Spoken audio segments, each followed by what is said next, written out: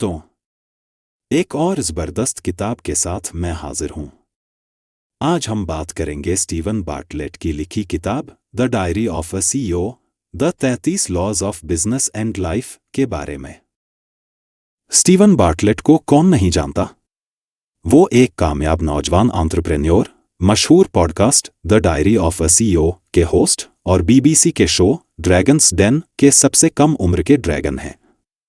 उन्होंने अपनी जिंदगी और बिजनेस के अनुभवों को 33 नियमों में पिरोया है, जो न सिर्फ बिजनेस करने वालों के लिए बल्कि हर उस इंसान के लिए हैं जो अपनी जिंदगी में कुछ बड़ा और बेहतर करना चाहता है।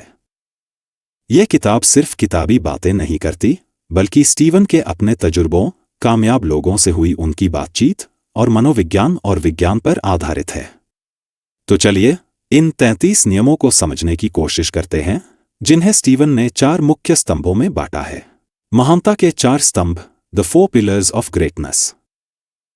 स्टीवन कहते हैं कि महान बनने और महान चीजें बनाने के लिए 4 स्तंभों में महारत हासिल करनी होती है। पहला स्तंभ, स्वयं, पिलर आई, द सेल्फ। यह स्तंभ आपके बारे में है, आपकी आत्मजागरूकता, आत्मनियंत्रण, आत्म देखभाल, आत्म आचरण, आत्मसम्मान और आपकी अपनी कहानी। लियोनार्डो दा विंची ने कहा था, इंसान खुद पर महारत हासिल करने से छोटी या बड़ी कोई और महारत हासिल नहीं कर सकता।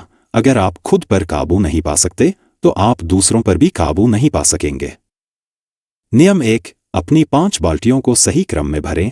Fill your 5 buckets in the right order.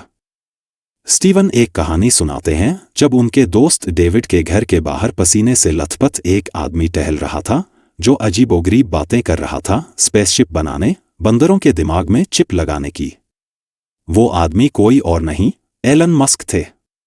Elon Musk की बातों पर लोग इसलिए यकीन करते हैं क्योंकि उनकी 5 बाल्टियां भरी हुई हैं। ये 5 बाल्टियां आपके पेशेवर सामर्थ्य को दर्शाती हैं। आप क्या जानते हैं? आपका ज्ञान। आप क्या कर सकते हैं? आपके कौशल। आप किसे जानते हैं? आपका नेटवर्क। आपके पास क्या है? आपके संसाधन। दुनिया आपके बारे में क्या सोचती है? आपकी प्रतिष्ठा। स्टीवन बताते हैं कि एक गुरु राधानाथ स्वामी ने उन्हें सिखाया था, आप खाली बाल्टियों से कुछ नहीं उंडेल सकते, यानी दूसरों की मदद करने या दुनिया बदलने से पहले आपको अपनी इन बाल्टियों को भरना होगा। और इन्हें भरने का सही क्रम है ज्ञान, कौशल, नेटवर्क, संसाधन, प्रतिष्ठा। सबसे पहले ज्ञान और कौशल पर ध्यान दें, बाकी चीजें अपने आप आने लगेंगी। अक्सर लोग ज्यादा पैसे या अच्छी पदवी के चक्कर में पहली 2 बाल्टियों को नजरअंदाज कर देते हैं, जो कि रेत पर घर बनाने जैसा है। कोई भी पेशेवर भूकंप आपकी नेटवर्क, संसाधन या प्रतिष्ठा छीन सकता है, लेकिन आपका ज्ञान और कौशल कोई नहीं छीन सकता। यही आपकी असली नींव है। नियम 2, किसी चीज में महारत हासिल करने के लिए उसे सिखाने की जिम्मेदारी लेनी होगी। To master it, you must create an obligation to teach it. Steven बताते हैं कि कैसे वो 14 साल की उम्र में स्टेज पर बुरी तरह घबरा गए थे, लेकिन 10 साल बाद वो दुनिया भर में हजारों लोगों के सामने बोलने लगे। इसका राज? उन्होंने सिखाने की जिम्मेदारी ली। योगी भजन ने कहा था, अगर कुछ सीखना चाहते हो तो उसके बारे में पढ़ो। अगर कुछ समझना चाहते हो तो उसके बारे में लिखो। अगर किसी चीज में महारत हासिल करना चाहते हो तो उसे सिखाओ। स्टीवन ने 21 साल की उम्र में रोज शाम 7 बजे एक आइडिया लिखने या वीडियो बनाने और 8 बजे उसे ऑनलाइन पोस्ट करने का वादा किया। इससे उनकी सीखने की प्रक्रिया तेज हुई, उन्हें फीडबैक मिला और एक कम्युनिटी बनी। इसे स्किन इन द गेम कहते हैं। जब कुछ दांव पर लगा हो तो आप ज्यादा मेहनत करते हैं। यह फेनमैन टेक्निक का एक संशोधित रूप है। सीखो, विषय को समझो। एक बच्चे को सिखाओ, उसे सरल शब्दों में लिखो। साझा करो, ऑनलाइन पोस्ट करो, ब्लॉग लिखो, स्टेज पर बोलो। समीक्षा करो, फीडबैक देखो और सुधार करो। आप ज्ञान को बनाए रखने से मास्टर नहीं बनते, आप ज्ञान को बांटने से मास्टर बनते हैं। नियम 3, आपको कभी असहमत नहीं होना चाहिए। You must never disagree. यह नियम संवाद, बातचीत और मतभेद सुलझाने में महारत हासिल करने के बारे में है। स्टीवन अपने बचपन का उदाहरण देते हैं जहां उनकी मां उनके पिता पर घंटों चिल्लाती थी और पिता या तो चुप रहते थे या भाग जाते थे। यही पैटर्न उन्होंने अपनी गर्लफ्रेंड के साथ दोहराया। स्वस्थ संघर्ष रिश्तों को मजबूत करता है क्योंकि लोग समस्या के खिलाफ मिलकर काम करते हैं। अस्वस्थ संघर्ष रिश्तों को कमजोर करता है क्योंकि लोग एक दूसरे के खिलाफ काम करते हैं। न्यूरोसाइंटिस्ट ताली शेरोट के शोध से पता चलता है कि जब हम किसी से असहमत होते हैं तो सामने वाले का दिमाग बंद हो जाता है और वो हमारी बात सुनना बंद कर देता है। अगर आप चाहते हैं कि कोई आपकी बात सुने तो अपनी बात असहमति से शुरू न करें, बल्कि उन बातों से शुरू करें जिन पर आप सहमत हैं या जिन्हें आप समझ सकते हैं। इससे सामने वाले का दिमाग खुला रहेगा। सबसे पहले सुने ताकि दूसरा व्यक्ति महसूस करे कि उसे सुना गया, फिर इस तरह जवाब दे कि उसे लगे कि उसे समझा गया। नियम 4, आप क्या मानते हैं यह चुनने का अधिकार आपको नहीं है। You do not get to choose what you believe. Steven एक विचार प्रयोग देते हैं। अगर कोई आतंकवादी आपके किसी प्रियजन पर बंदूक तान दे और कहे कि अभी इसी वक्त मानो कि मैं जीसस क्राइस्ट हूं वरना मैं इसे मार डालूंगा, तो क्या आप सच में ऐसा मान पाएंगे? नहीं, आप सिर्फ झूठ बोल सकते हैं। इसका मतलब है कि हम अपने मूल विश्वासों को चुनते नहीं हैं। लेकिन अच्छी बात यह है कि विश्वास बदलते हैं। जैसे आप अब सांता क्लॉज में विश्वास नहीं करते होंगे। समाज के विश्वास भी बदलते हैं। विश्वास सबूतों पर आधारित होते हैं, लेकिन यह जरूरी नहीं कि सबूत वस्तुनिष्ठ रूप से सही हों। हम अपने अनुभवों और पूर्वाग्रहों के आधार पर सबूतों को सच मान लेते हैं। किसी का विश्वास बदलने के लिए उन्हें यह कहना कि वो गलत हैं काम नहीं करता। उन्हें नया, ठोस, प्रथम पक्ष सबूत देना होगा, खासकर ऐसा जो सकारात्मक परिणाम दिखाए। अपनी सीमित करने वाली मान्यताओं को बदलने का सबसे अच्छा तरीका है अपने कंफर्ट जोन से बाहर निकलकर ग्रोथ जोन में जाना, जहां आपको नया सबूत मिलेगा। जैसे स्टेज पर बोलने का डर स्टेज पर बार बार बोलकर ही जाता है जब आपको सकारात्मक प्रतिक्रिया मिलती है। नियम 5, आपको अजीब व्यवहार की ओर झुकना होगा। You must lean into bizarre behaviour. यह नियम तेजी से बदलती दुनिया में आगे रहने, बदलाव का फायदा उठाने और पिछड़ने से बचने के बारे में है। एक बड़े म्यूजिक स्टोर के सीईओ ने कहा था, लोग संगीत पसंद करते हैं इसलिए हम हमेशा बिजनेस में रहेंगे, लेकिन वो सीडी बेचने पर अड़े रहे और आईट्यून्स आ गया। वो लीन आउट कर गए। न्यूज़वीक में 1995 में क्लिफर्ड स्टोल ने इंटरनेट के भविष्य को नकारा था। हेनरी फोर्ड को एक बैंक अध्यक्ष ने कहा था कि घोड़ा हमेशा रहेगा, ऑटोमोबाइल तो बस एक शौक है। ये सब लीन आउट के उदाहरण हैं। लीन आउट करना सिर्फ गलत होना नहीं है, बल्कि इतने अहंकार में होना है कि आप नई जानकारी सुनना, सीखना या उस पर ध्यान देना ही छोड़ दें। इसका कारण अक्सर कॉग्निटिव डिसोनेंस होता है। जब हमारे विचार हमारे व्यवहार से मेल नहीं खाते तो तनाव होता है। यह तनाव तब सबसे ज्यादा होता है जब कोई तथ्य हमारी पहचान या आत्मविश्वास को चुनौती देता है। नई चीजों की आलोचना करना आसान है, खासकर जब वो हमारी पहचान को चुनौती दें। लेकिन अगर आप भविष्य बनाना चाहते हैं तो आपको लीन इन करना होगा, अध्ययन करना होगा और ईमानदार सवाल पूछने होंगे। बदलाव तेजी से आ रहा है, इसलिए अपने कॉग्निटिव डिसोनेंस को पहचानें और नई चीजों को समझने की कोशिश करें। नियम 6, पूछो बताओ मत सवाल व्यवहार प्रभाव। Ask don't tell the question behaviour effect. यह नियम किसी को कुछ करने के लिए प्रेरित करने, आदत बनाने या मनचाहा व्यवहार करवाने का एक सरल और प्रभावी मनोवैज्ञानिक तरीका बताता है। 1980 में रोनाल्ड रीगन ने जिमी कार्टर के खिलाफ राष्ट्रपति चुनाव में एक मशहूर सवाल पूछा था, क्या आप 4 साल पहले से बेहतर स्थिति में हैं? यह सवाल बयानों के विपरीत लोगों को सोचने पर मजबूर करता है। शोध बताते हैं कि जब तथ्य आपके पक्ष में हों तो सवाल पूछना सिर्फ बयान देने से कहीं ज्यादा प्रभावी होता है। वैज्ञानिकों ने पाया है कि किसी से उनके भविष्य के व्यवहार के बारे में सवाल पूछने से उस व्यवहार के होने की संभावना बदल जाती है। जैसे कृपया रिसाइकल करें साइन बोर्ड से कम प्रभावी होता है, क्या आप रिसाइकल करेंगे? Sign board. खुद से कहना मैं आज सब्जियां खाऊंगा से कम प्रभावी होता है। खुद से पूछना, क्या मैं आज सब्जियां खाऊंगा, यह प्रभाव 6 महीने तक रह सकता है। यह कॉग्निटिव डिसोनेंस का फायदा उठाता है। जब आप किसी से हाँ या नहीं में जवाब देने वाला सवाल पूछते हैं तो उनके पास बहाने बनाने का मौका नहीं होता। अगर हाँ कहना उन्हें उनके आदर्श सु के करीब लाता है तो वो हाँ कहेंगे और फिर उस हाँ को सच करने की संभावना बढ़ जाती है। नियम 7, अपनी आत्मकहानी से कभी समझौता न करें। Never compromise your self story.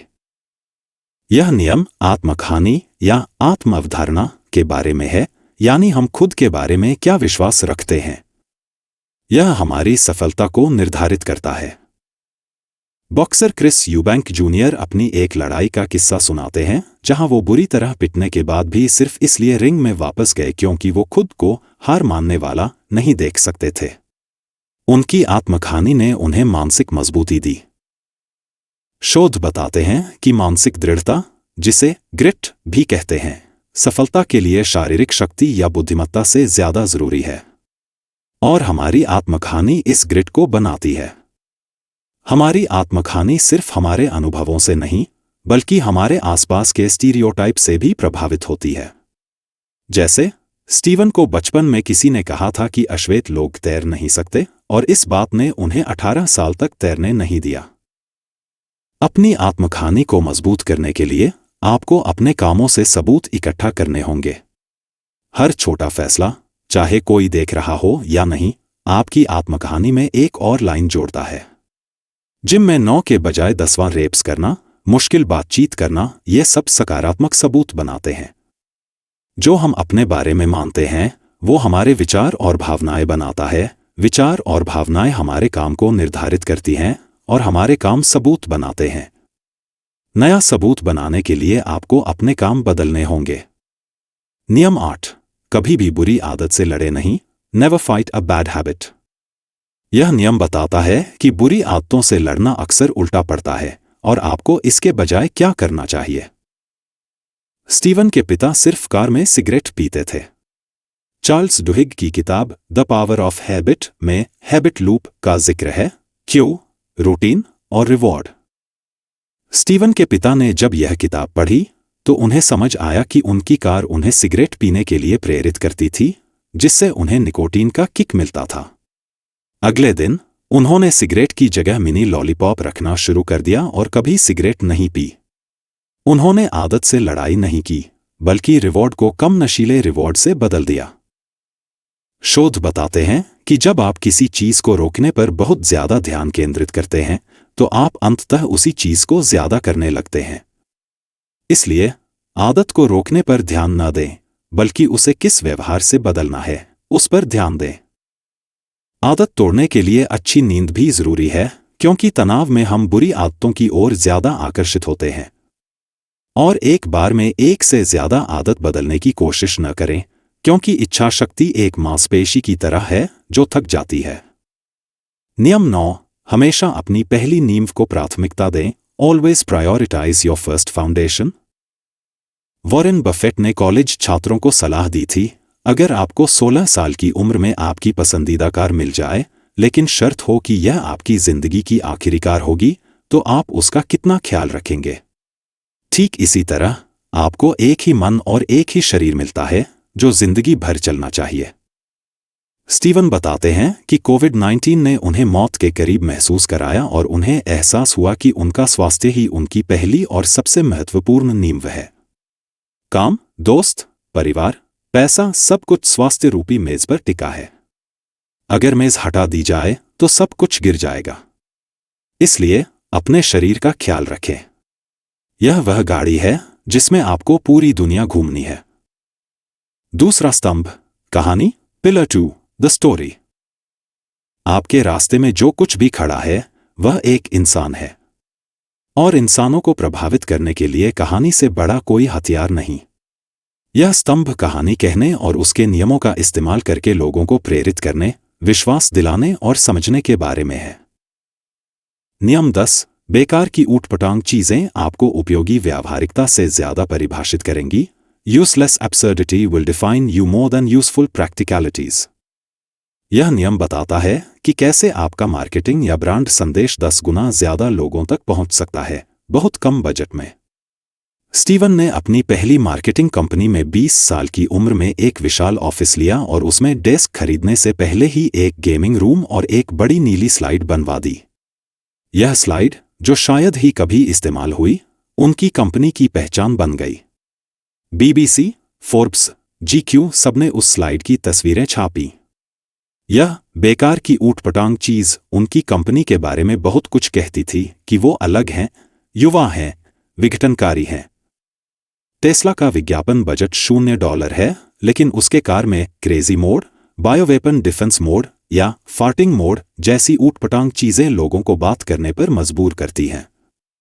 ब्रूडॉग hotel ने हर शावर में बियर फ्रिज लगा दिया, शायद ही कोई इस्तेमाल करे, लेकिन यह उनके पंक ब्रांड की कहानी कहता है। सीधी सादी काम की बातें लोगों को याद नहीं रहती, लेकिन ऊटपटांग चीजें याद रहती हैं और उनके बारे में बातें होती हैं। नियम 11, वॉलपेपर से हर कीमत पर बचें, avoid wallpaper at all costs. यह नियम सिखाता है कि लोगों का ध्यान कैसे खींचा जाए। कहानी है एरन राल्स्टन की, जिसने अपना हाथ काटकर खुद को बचाया था। इस स्थिति में उसका दिमाग दर्द जैसी चीजों को नजरअंदाज कर रहा था क्योंकि जीवित रहना ज्यादा जरूरी था। यह हैबिट्यूएशन का उदाहरण है, दिमाग बार बार आने वाली चीजों को नजरअंदाज करना सीख जाता है। अगर आप एक ही शब्द बार बार दोहराएं तो वह सिर्फ एक आवाज बनकर रह जाएगा। यह सिमेंटिक सेटिएशन है। मार्केटिंग में अगर कोई शब्द या वाक्यांश बहुत ज्यादा इस्तेमाल होता है तो वह वॉलपेपर बन जाता है, लोग उसे नोटिस करना बंद कर देते हैं। स्टीवन ने अपने YouTube चैनल पर प्लीज लाइक एंड सब्सक्राइब कहना बंद कर दिया क्योंकि यह वॉलपेपर बन चुका था। इसके बजाय उन्होंने एक नया अप्रत्याशित कॉल टू एक्शन इस्तेमाल किया, जिससे सब्सक्राइबर रेट 430% बढ़ गया। ध्यान खींचने के लिए आपको अप्रत्याशित, असामान्य और अनफिल्टर्ड तरीके से कहानी कहनी होगी। नियम 12, आपको लोगों को नाराज करना होगा, you must piss people off. यह नियम बताता है कि एक मायने रखने वाला ब्रांड बनाने का नतीजा अक्सर लोगों को नाराज करना क्यों होता है, और नफरत इस बात का संकेत क्यों है कि आप सही चीजें कह रहे हैं। आजकल सेल्फ हेल्प किताबों के कवर पर गाली गलौज वाले शब्द आम हो गए हैं, जैसे मार्क मैनसन की the subtle art of not giving a fuck. यह भी सिमेंटिक सेटिएशन से बचने और ध्यान खींचने का एक तरीका है। मार्केटिंग का एक मूल सिद्धांत है, लोगों को कुछ महसूस कराओ, चाहे अच्छा या बुरा। उदासीनता, जब लोग आपसे प्यार या नफरत नहीं करते, एक मार्केटर के लिए सबसे कम फायदेमंद परिणाम है। डर्मलॉजिका की फाउंडर जेन वुरवांड का मार्केटिंग सीक्रेट है ऐसी चीजें कहना और करना जो लोगों को नाराज करें। वो कहती हैं, हमें 80% लोगों को नाराज करने के लिए तैयार रहना होगा, तभी हम 20% लोगों को अपनी ओर खींच पाएंगे। अगर सब आपको पसंद करते हैं तो शायद कोई आपसे प्यार नहीं करेगा। लेकिन ध्यान रहे, हर भावनात्मक तिकड़म की एक उम्र होती है। जो आज प्रभावी है, कल वॉलपेपर बन सकता है। नियम 13, पहले अपने मनोवैज्ञानिक मूनशॉट फायर करें, शूट योर साइकोलॉजिकल मूनशॉट्स फर्स्ट। यह नियम बताता है कि कैसे छोटे, अक्सर मुफ्त, सतही बदलावों से आप ग्राहकों के मन में बहुत बड़ी मूल्य धारणा बना सकते हैं। स्टीवन का हेयर ड्रेसर हर बार बाल काटने के बाद कैंची से एक आखिरी काल्पनिक कट करता था। एक दिन जब वो यह करना भूल गया तो स्टीवन को लगा कि बाल ठीक से नहीं कटे, जल्दी काट दिए गए। असल में उस आखिरी कट से बालों में कोई फर्क नहीं पड़ता था, लेकिन स्टीवन के मन में यह धारणा बन गई थी कि हेयर ड्रेसर बहुत ध्यान से काम करता है। यह एक साइकोलॉजिकल मूनशॉट है। वास्तविकता के बजाय धारणा में निवेश करना ज्यादा सस्ता और प्रभावी होता है। उबर ने कई साइकोलॉजिकल मूनशॉट इस्तेमाल किए। पीक एंड रूल, हम किसी अनुभव को उसके सबसे अच्छे पल और अंत के आधार पर याद रखते हैं। इसलिए उबर ड्राइवर राइड के अंत में बहुत विनम्र होते हैं। आइडलनेस अवर्शन, लोग व्यस्त रहना पसंद करते हैं। उबर ऐप पर चलती हुई कार दिखाना ग्राहकों को व्यस्त रखता है।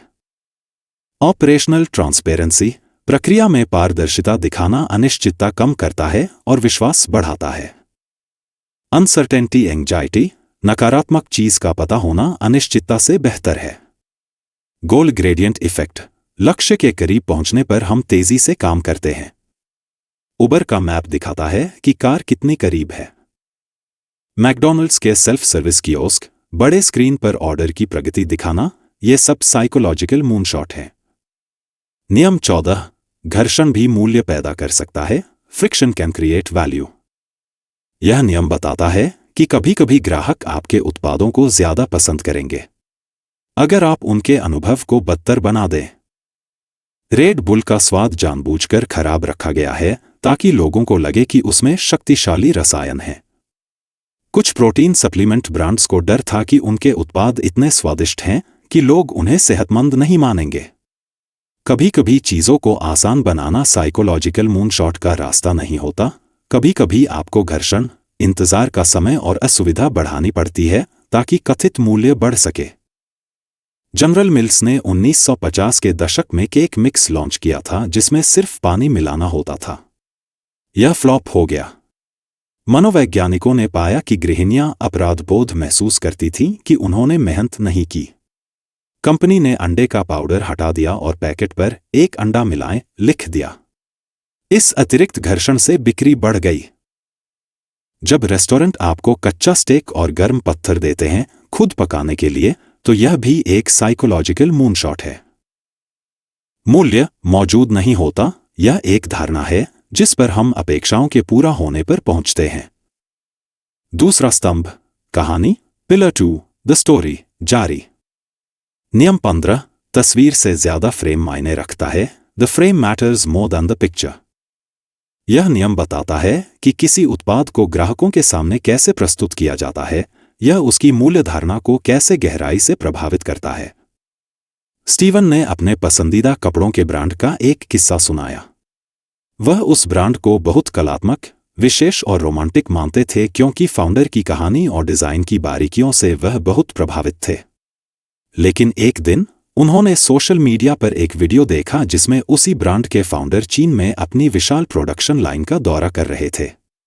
वीडियो में दिखाया गया था कि कैसे उनके पहने हुए जूते और टी-शर्ट हजारों की संख्या में एक बड़ी मशीन से निकलकर एक बड़े कंटेनर में ढेर हो रहे थे।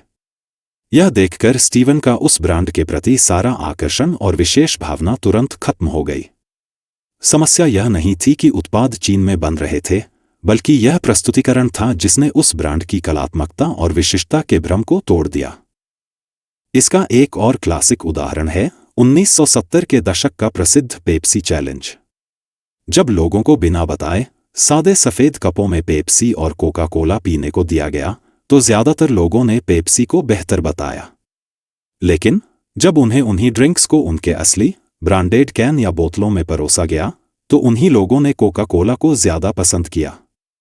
इससे साबित होता है कि उत्पाद का फ्रेम, यानी उसकी पैकेजिंग, ब्रांडिंग और प्रस्तुतिकरण वास्तव में हमारे अनुभव और स्वाद की धारणा को बदल सकता है। एप्पल इस सिद्धांत का बेहतरीन उदाहरण है।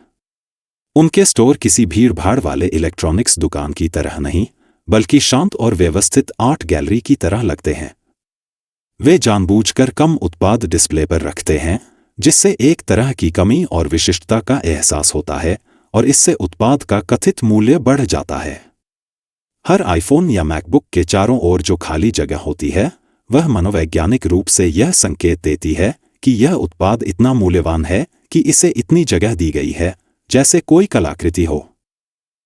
स्टीवन ने वूप का भी उदाहरण दिया, जो एक हेल्थ मॉनिटरिंग पहनने योग्य डिवाइस है।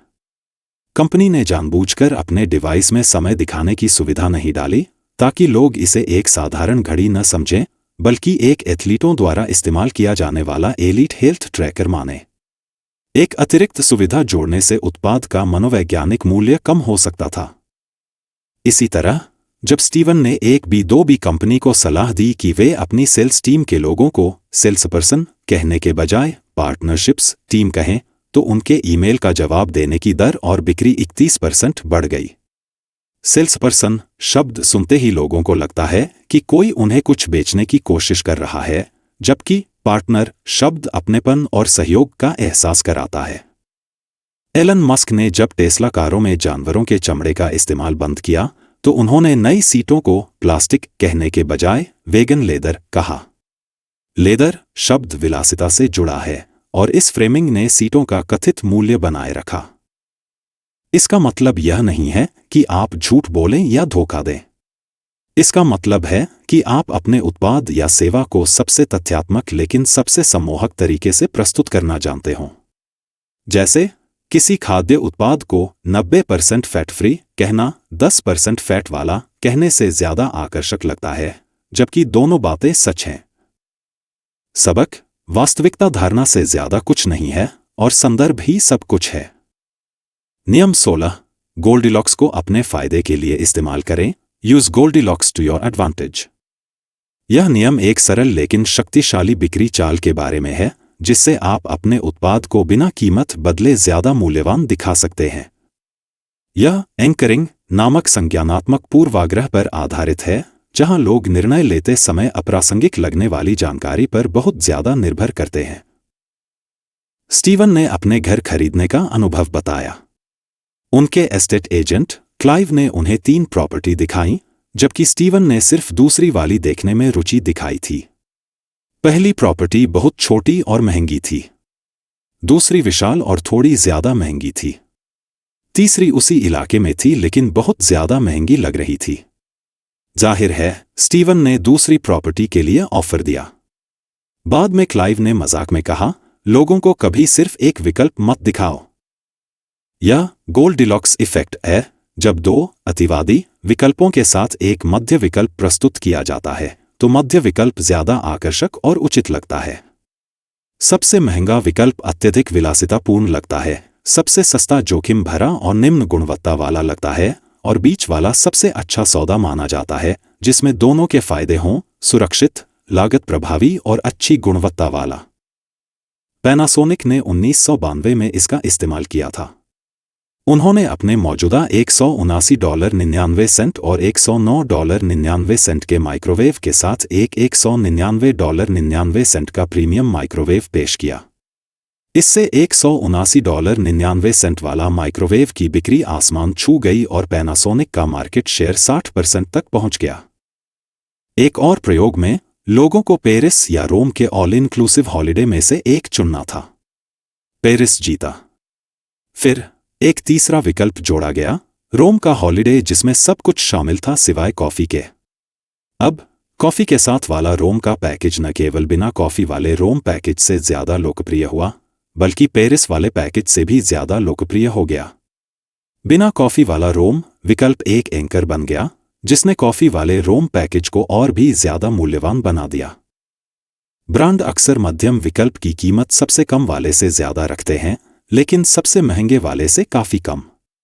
जैसे एक एयरलाइन इकोनॉमी के लिए £800, बिजनेस क्लास के लिए £2000 और फर्स्ट क्लास के लिए £8000 चार्ज कर सकती है। कई ग्राहक £2000 वाले टिकट को सबसे अच्छा मूल्य मानेंगे, भले ही वह सबसे अच्छी कीमत न हो। सबक: संदर्भ ही मूल्य बनाता है। नियम 17: उन्हें कोशिश करने दो और वे खरीद लेंगे। Let them try and they will buy। यह नियम बताता है कि किसी को तुरंत किसी उत्पाद से प्यार करवाने का सबसे आसान तरीका क्या है।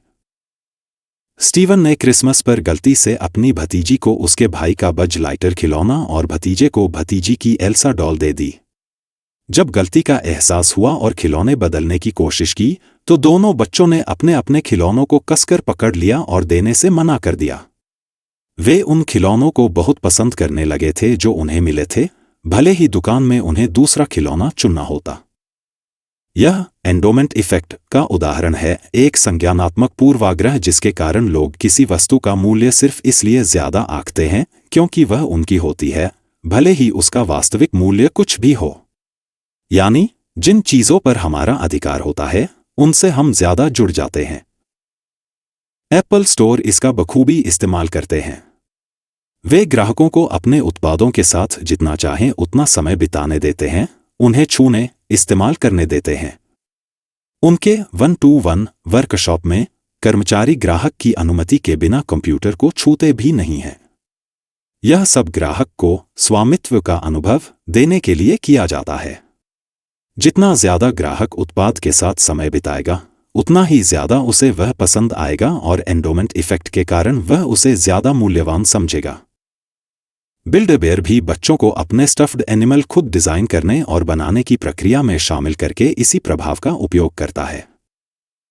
1984 के एक अध्ययन में जिन लोगों को लॉटरी टिकट दिया गया था, वे उसे $2 के बदले बदलने को तैयार नहीं थे, और जिन्हें $2 दिए गए थे, वे उसे लॉटरी टिकट के बदले बदलने को तैयार नहीं थे।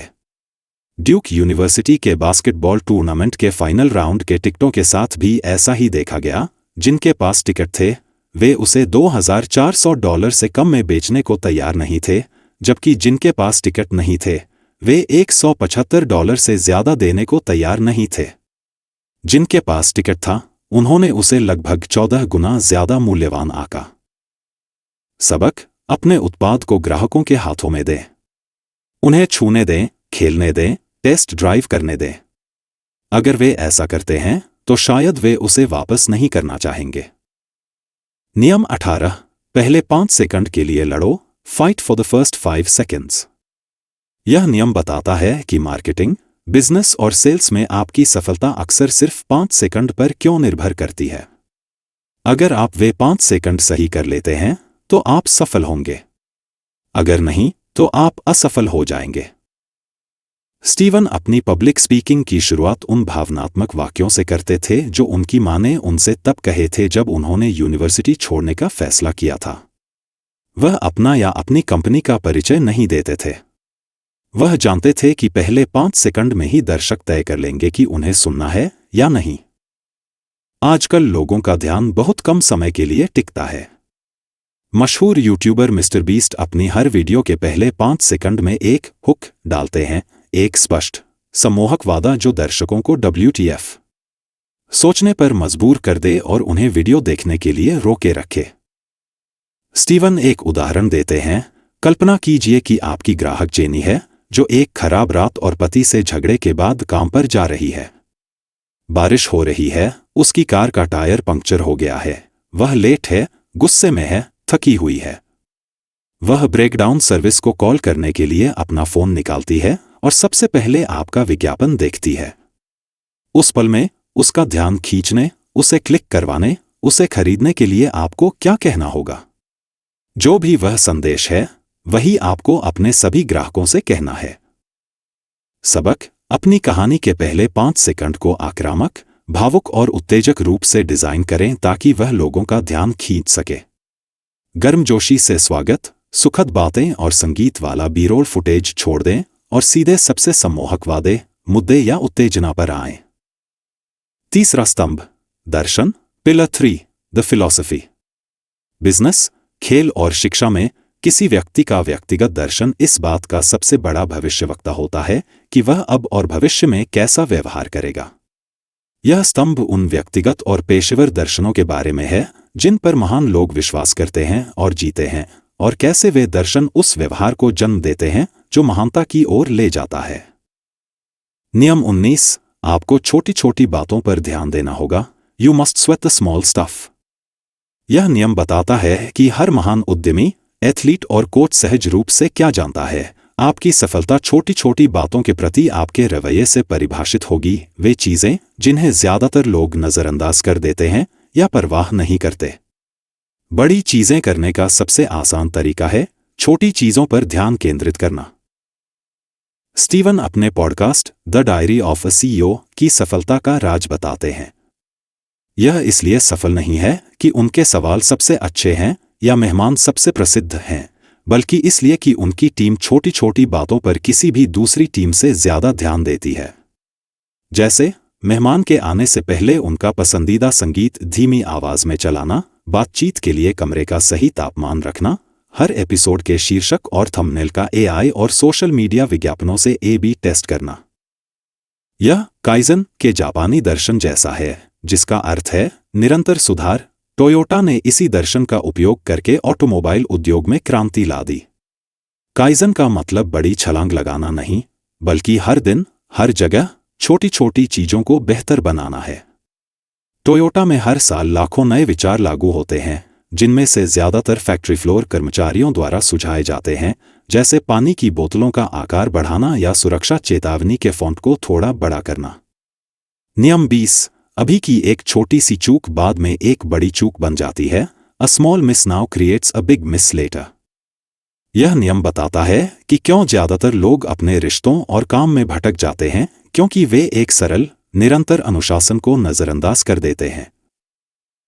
टाइगर वुड्स का उदाहरण दिया गया है। 1997 में मास्टर्स जीतने के बाद उन्होंने अपने कोच के साथ मिलकर अपने पूरे स्विंग को खरोंच से फिर से बनाने का फैसला किया, यह जानते हुए कि इससे उनका प्रदर्शन शुरुआत में खराब होगा। वह काइजन दर्शन से प्रेरित थे। 1.5 साल तक वह कुछ नहीं जीते, लेकिन फिर उनका नया स्विंग और भी घातक हो गया और वह गोल्फ के महानतम खिलाड़ियों में से एक बने।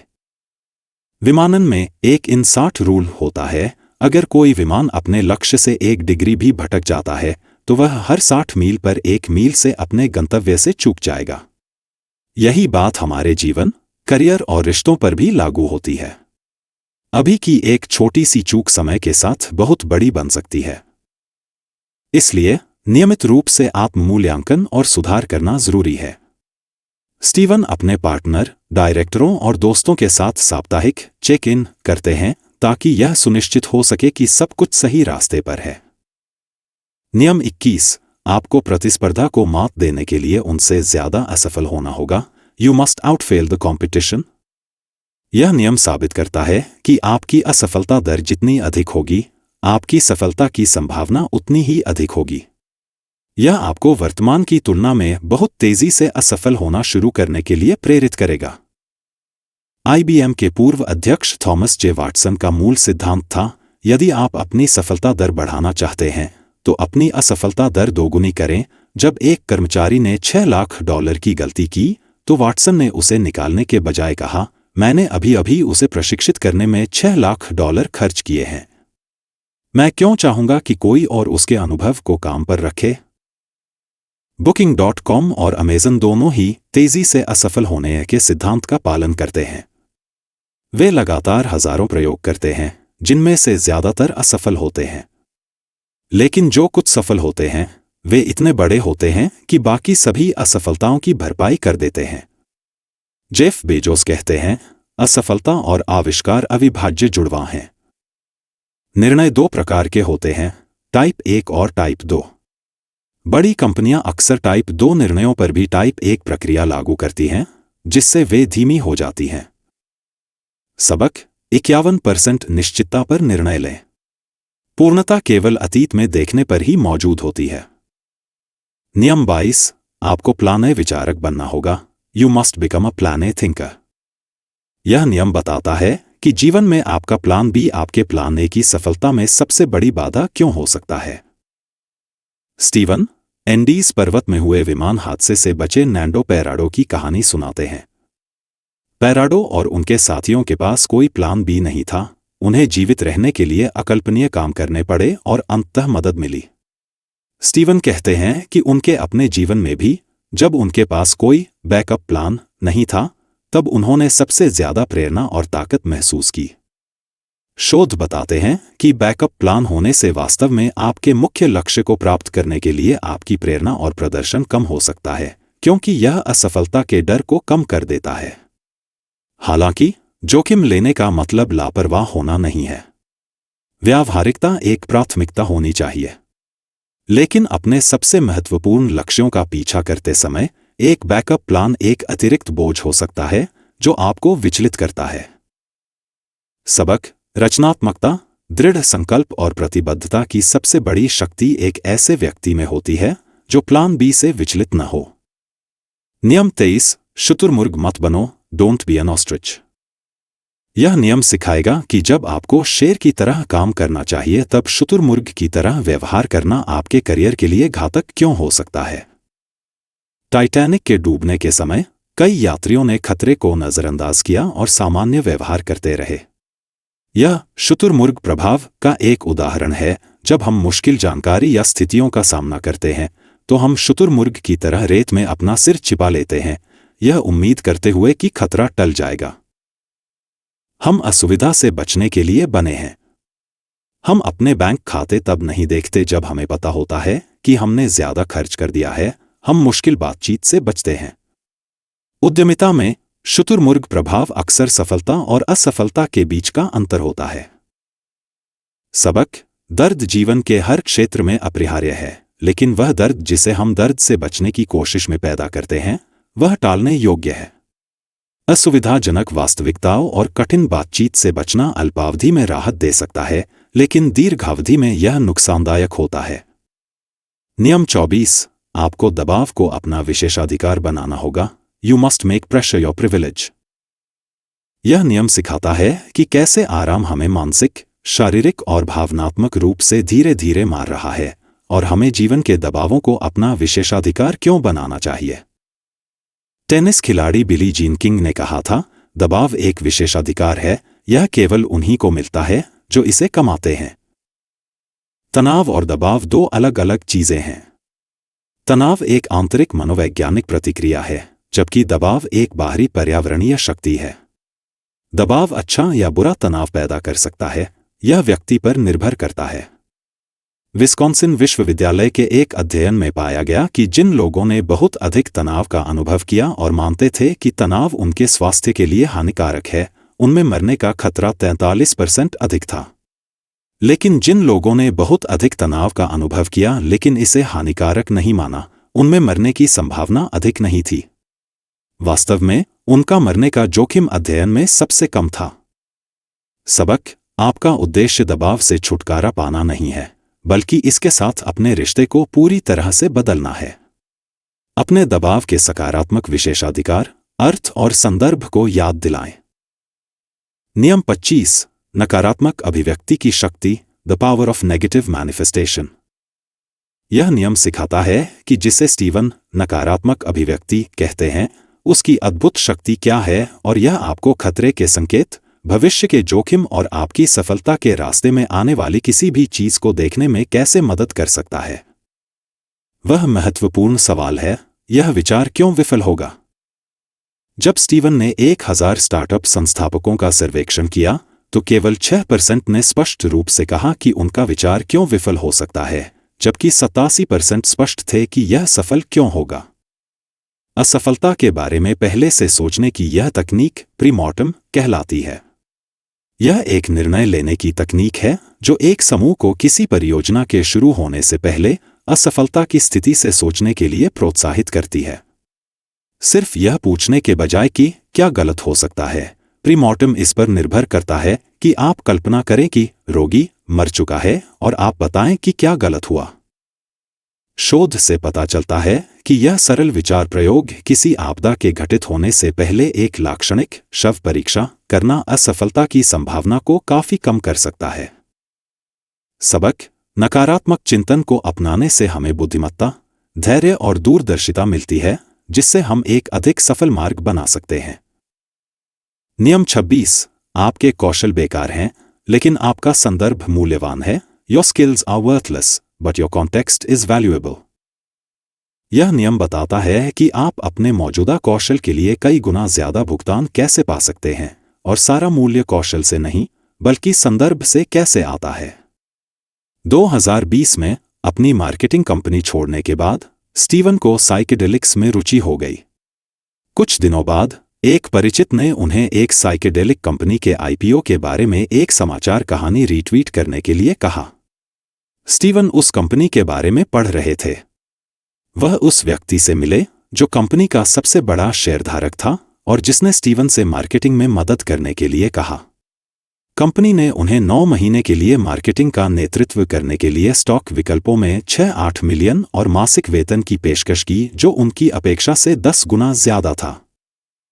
इससे स्टीवन ने 4 सबक सीखे।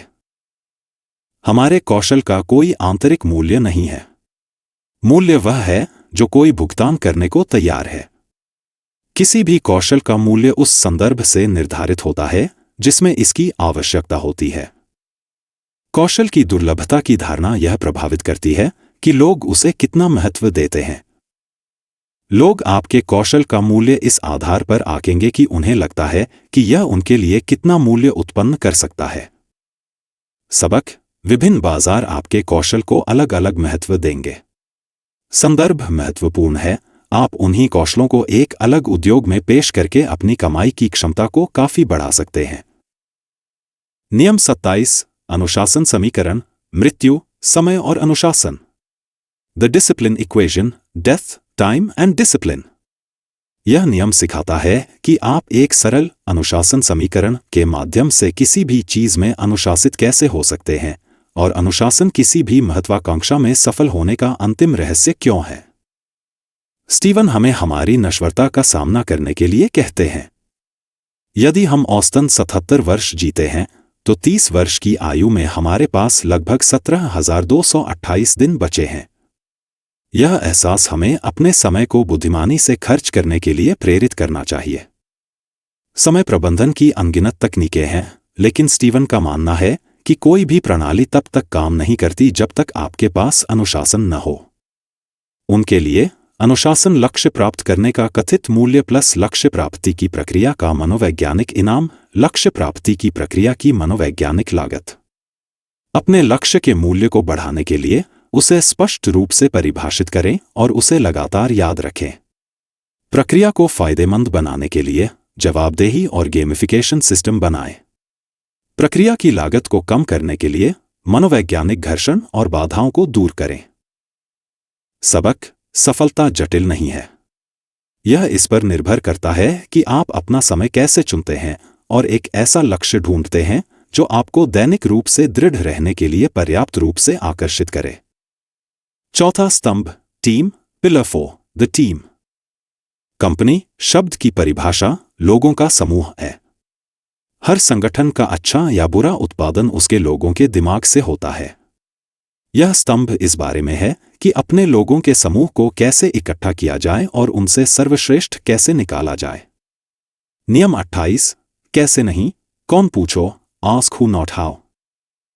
यह नियम दिखाता है कि अविश्वसनीय कंपनियां, परियोजनाएं या संगठन आसान तरीके से कैसे बनाए बिना ज्यादा सीखने या खुद ज्यादा करने के। रिचर्ड ब्रैंसन डिस्लेक्सिक हैं और स्कूल में अच्छे नहीं थे, फिर भी उन्होंने वर्जिन जैसा विशाल समूह बनाया। कैसे? उन्होंने सही लोगों को काम पर रखा और उन्हें काम सौंपा। स्टीवन कहते हैं कि बिजनेस इस बारे में नहीं है कि आप कुछ करना कैसे सीखते हैं, बल्कि यह जानना है कि आपके लिए वह कौन कर सकता है। हर सीईओ और संस्थापक का मूल्यांकन केवल उनकी 2 क्षमताओं पर किया जाएगा, 1 सर्वश्रेष्ठ व्यक्तियों को काम पर रखना और 2 उन्हें एक ऐसी संस्कृति से जोड़ना जो उनसे सर्वश्रेष्ठ निकलवाए। सबक, जब हमें कुछ करने की जरूरत होती है तो हम पूछते हैं, मैं यह कैसे कर सकता हूं? बेहतर सवाल है, मेरे लिए यह सबसे अच्छा कौन कर सकता है? आपका अहंकार जोर देगा कि आप करें। आपकी क्षमता जोर देगी कि आप सौंपें। नियम 29, एक पंथ मानसिकता बनाएं, क्रिएट अ कल्ट मेंटालिटी। यह नियम किसी भी टीम, कंपनी या संगठन के भीतर वास्तव में महान संस्कृति बनाने के रहस्यों की व्याख्या करता है। पीटर थियल, पेपैल के सह संस्थापक, ने कहा था, आपको अपना स्टार्टअप एक पंथ की तरह चलाना चाहिए। कठोर शब्दों में पंथ भयावह होते हैं, लेकिन स्टीवन का मतलब है कि शुरुआती चरण में एक स्टार्टअप को पंथ जैसी प्रतिबद्धता, साझा मूल्यों और मिशन के प्रति जुनून की आवश्यकता होती है। फेसबुक, अमेज़न, गूगल, एप्पल सभी की शुरुआत इसी तरह हुई थी। एक कंपनी के जीवन के 4 चरण होते हैं, पंथ, विकास, उद्यम और पतन। पंथ या 0 से 1 चरण में संस्थापक टीम अपने विश्वास और उत्साह से इतनी भरी होती है कि वे सब कुछ दांव पर लगा देते हैं। महान संस्कृति बनाने के 10 चरण हैं, जिनमें मूल मूल्यों को परिभाषित करना, उन्हें हर चीज में एकीकृत करना, अपेक्षित व्यवहार निर्धारित करना, उद्देश्य स्थापित करना, मिथकों और कहानियों का उपयोग करना, एक अनूठी पहचान विकसित करना, उपलब्धियों का जश्न मनाना, सौहार्द को प्रोत्साहित करना, बाधाओं को दूर करना और अद्वितीय गुणों पर जोर देना शामिल है। सबक, हालांकि लंबे समय तक एक पंथ जैसी संस्कृति को बनाए नहीं रखना चाहिए। यह अस्थिर होती है। दीर्घकालिक सफलता के लिए एक टिकाऊ संस्कृति बनानी होगी जहां लोग प्रामाणिक रूप से एक ऐसे मिशन से जुड़े हों जिसकी वे परवाह करते हैं। नियम 30, महान टीमें बनाने के 3 मानक, the 3 bars for building great teams. यह नियम दिखाता है कि दुनिया के सबसे महान नेता कैसे तय करते हैं कि किसे काम पर रखना है, किसे निकालना है और किसे पदोन्नत करना है, और टीम बनाते समय संस्कृति को हर चीज से पहले क्यों रखना चाहिए। Sir Alex Ferguson, Manchester United के महानतम फुटबॉल मैनेजर, का मानना था कि क्लब की संस्कृति सबसे महत्वपूर्ण चीज है। वह किसी भी खिलाड़ी को टीम की संस्कृति या मूल्यों से ऊपर नहीं होने देते थे, चाहे वह कितना भी प्रतिभाशाली या प्रसिद्ध क्यों न हो। एक बुरा सेब पूरी टीम को खराब कर सकता है। हार्वर्ड बिजनेस रिव्यू के अध्ययन से पता चला है कि विषाक्त कर्मचारी संक्रामक होते हैं। स्टीवन ने 3 बार्स फ्रेमवर्क बनाया। किसी भी टीम सदस्य के संबंध में खुद से पूछें, अगर संगठन में हर कोई इस कर्मचारी के समान सांस्कृतिक मूल्यों, रवैये और प्रतिभा के स्तर का होता, तो क्या औसत स्तर ऊपर उठता, बना रहता या नीचे गिरता। जो बार को नीचे करते हैं उन्हें निकाल देना चाहिए, जो बार को ऊपर उठाते हैं उन्हें पदोन्नत किया जाना चाहिए। सबक: हर नई भर्ती के साथ आपको बार को ऊपर उठाने का लक्ष्य रखना चाहिए, और अगर कोई मौजूदा सदस्य बार को नीचे करता है तो आपको पवित्र सामूहिक संस्कृति को नष्ट करने से रोकने के लिए निर्णायक रूप से कार्य करना चाहिए। नियम 31: प्रगति की शक्ति का लाभ उठाएं, leverage the power of progress. यह नियम किसी भी संगठन में टीम जुड़ाव, प्रेरणा और पूर्ति के लिए सबसे महत्वपूर्ण शक्ति को दर्शाता है। सर डेविड ब्रेल्सफोर्ड ने ब्रिटिश साइकिलिंग टीम को मामूली लाभ के सिद्धांत का उपयोग करके बदल दिया, यानी हर पहलू में 1% सुधार करना। इससे टीम ने कई ओलंपिक स्वर्ण पदक और टूर डी फ्रांस जीते। ब्रेल्सफोर्ड ने समझाया कि लोग प्रगति की भावना चाहते हैं। पूर्णता बहुत दूर है, लेकिन थोड़ी सी प्रगति भी अच्छा महसूस कराती है। जब आप यह संस्कृति बनाते हैं तो लोग ऊर्जावान महसूस करते हैं। शोधकर्ता टेरेसा अमाबिल ने पाया कि काम में प्रगति करना किसी भी अन्य कार्य दिवस की घटना की तुलना में सकारात्मक भावनाओं और उच्च प्रेरणा से अधिक बार जुड़ा होता है। सबक: समस्याओं को हल करने, छोटी जीतों को प्रोत्साहित करने और जश्न मनाने से निरंतर आगे की गति मिलती है, जो सफलता का माहौल बनाती है। कर्मचारी तब सबसे ज्यादा प्रेरित होते हैं जब वे अपने काम से जुड़े होते हैं और महसूस करते हैं कि वे कुछ अंतर ला रहे हैं। नियम 32: आपको एक असंगत नेता बनना होगा।